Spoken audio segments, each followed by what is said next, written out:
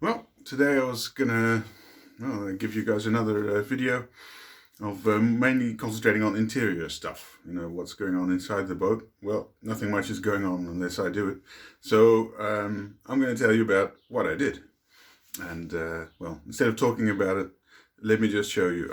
I'm not going to show you all of it because there's some stuff in unreachable spots where, well, you know, if I was going to go shoving a camera in there, I can guarantee you whatever comes out, it's not going to be pretty. So I'll just show you the stuff that I can easily show you. Let's get to it. Well, as you can see, the cabin's pretty much of a mess. It's still full of all the tools and stuff that I've been using to work on mainly the electrics. So I've put in some lights and, you know, got a battery in there and connected everything up. I still haven't got the solar panels. You can probably see by the solar panel wiring that's still lying there in a nice little bundle. I haven't got around to it yet, but I've got power. So I've got shore power installed in here. Just under here I made a new panel. Let's start by showing you that. I've got this main switch. Just you can turn it on and that will give you 12 volt power. So for example, cabin lights. And well, I can show you those. Up here, for example, if I swipe across it, it will give me lights. It's really nice, and it doesn't use much power if it's off. So at least I've left it over a couple of days and couldn't see the difference on the battery monitor. So then it's okay, right? So here I got some nice little reading lights. Should be, well, when it's dark, they're enough for general use in the cabin. And I've hooked up a couple up front as well. You can see it's got connected by marine wiring. I had to get rid of the original wires because they were AliExpress cheapo Chinese wires. I can show you one. It's, I mean, hard to see, I guess, on the camera if it will focus. I'm not sure. There we go. It is really thin stuff, and I have everything fused at something like at 10 amps. So I didn't want a lot of wires in there that would start smoking at 5 amps. So I got rid of all those wires and put in some real decent wiring. It was not hard to do. Just soldered them on where the original wires were also soldered on. So that was no big deal. But at least it makes the cabin a lot safer, because otherwise I would have had to fuse all those lights separately. You know, that's enough to drive anyone crazy, I think. So let's go back to the panel where all this power comes from. I'll just open it up. You can see the wiring. This is the back of the switch panel. I've temporarily taped strips on there so I can see what everything is. But it's also numbered with these little clip-on numbered rings. So you can sort of follow the switches. They're all numbered in a sort of N shape or a U shape, depending on whether the panel's down or up. But it's all the same numbering down there. It all goes down to here, where there's a distribution bus bar for the negatives coming back. And you see some relays that are used. This relay is used to make sure that if I'm on AC inverter, getting 230 volts out, that I won't be running the charger off the inverter. That would be a bit silly. I'd be creating a loop. If it worked as a perpetual energy generator, it'd be cool. But no, that kind of stuff is never going to work. So we've got another bus up there and a couple more switches. They're all resettable fuses up here, same as the ones in the panel, just these are a little heavier gauge. They can handle 20 amps. Not like they need them. The bigger resettable fuses are in here as well. For example, there's one for the inverter, and that can be replaced with a heavier one when I get a bigger battery installed. But this is just what I have now is a really tiny little 20 ampere hour battery. It's lithium iron phosphate. Sorry, normally I have no problem remembering that. But yeah, so it's a sort of all-in-one standard battery with a BMS inside it. And yeah, I don't know if you can see it. We can dive down and look.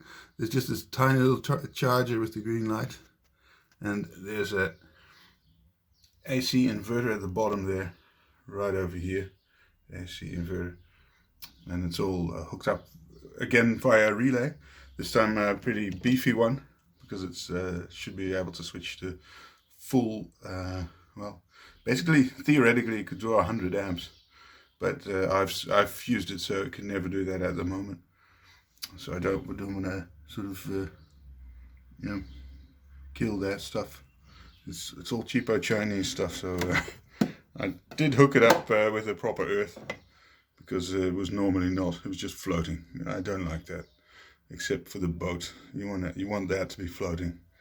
Now this is not used at the moment because I haven't engaged my AC, but that's a ground fault interrupter circuit. So everything's grounded as well via this extra line, which is supposed to be green, but I didn't have any green, so I'm going to wrap some tape around there at some point, just to make it clear that it's a protective ground. So yeah, I don't know, it's much to say, not much. Maybe an interesting thing is this is a shunt in here, so all the loads are connected on the top side of that shunt via these distribution bus bars and stuff. But what that does is it allows me to measure all the power going in and out of the battery and do what they call Coulomb counting, and that will give you the ability, like here, to actually see how much percentage, what percentage is left of your battery power. I've calibrated this.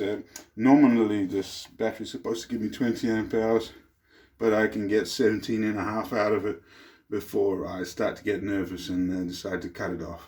The BMS cuts off at a very low power ratio. I prefer to just keep some reserve. It will make the battery last longer. At least, hopefully it will. So yeah, I've got all the switches and fuses in there on the panel for all some of the future stuff. I haven't hooked everything up yet. Got the VHF on though, so if I enable that, then I can turn it on, and it'll allow me to notice that my antenna's not connected. It's a nice thing. It'll warn me, so that's pretty cool. And other than that, got another mains switch. It isolates, so I can turn the 220 volts power on inside, feeding off the battery, pointing towards the battery stuff. Or from external, if I switch it to external shore power, then you can see that thing immediately starts to light up, indicating that it's now charging the battery. So that's pretty cool. You switch it off and it will stop charging the battery, and it will, as soon as I turn on some lights, for example, it will show that it's discharging the battery now that it has this little arrow pointing down. So it will also tell you exactly, if you want, how much draw there is. So just a little over 1 amp at the moment. So that's I got some beefy lights in the kitchen, because I consider the kitchen a sort of a workplace where you really want good light, because it can lead to accidents. Now back here we got, well, what would normally be a sort of aft cabin thingy. Let me get my finger out of the camera, sorry folks. There we go. I hooked up some lights there because, this is typically one of those places where stuff always gets lost in a boat and you can never find it. Now this will save me from having to dig through there with a flashlight when the time comes.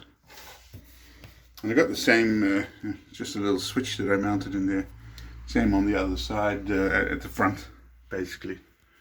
And here again, you can see the other side of the kitchenette with its 220 power and its little motion detector light. Yeah, so, don't know, give you a quick run around. Oh yeah, another interesting bit. The difference between the two windows is, well, okay, it's hard to see because it's a little blown out. Let me see if I can reset to the light. No, I can't. I could move in on there. You can see through one window. There you go. See if it will pick up the proper exposure. But the other window, no chance. So I actually managed to buff this one out. So it took about 0.3 millimeters off the plexiglass. but now you can see through it again. It's pretty decent, but I would advise anyone to just buy new stuff, new plexiglass, because polishing it is a hell of a job. Costs a lot of material, a lot of time, special tools, and yeah, it's basically not worth it. But it was fun, and I like doing stuff, even, you know, that's possible, even if it might not be advisable. It's just one of my quirks, I suppose. So yeah, how's about that for an overview? I think yeah, that was nice for now, and well, see if I have some time to make a video about the outside of the boat as well. Oh yeah, and if anyone has some tips for painting the interior, you're very welcome, because I think this is very boring this way. I have some black cushions that came with the boat, and I was thinking of putting some orange trim in somewhere because that's just my color, but well, maybe paint the walls white or something, and part of the ceiling, but leave some wood in it as well, just for contrast. I don't know. Any tips are welcome. Thanks, and well, see you next time.